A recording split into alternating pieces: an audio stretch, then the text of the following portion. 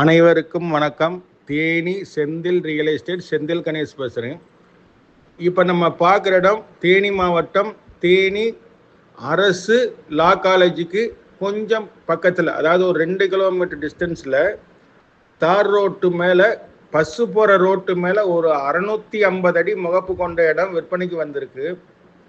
பக்கத்தில் lay out plot போட்டிருக்காங்க. ஒரு சென்ட் 2 லட்ச ரூபா ஆரம்பத்தில் இருந்து கொடுத்துக்கிட்டு இருக்காங்க. நல்ல மூவிங்கில் இருக்குது.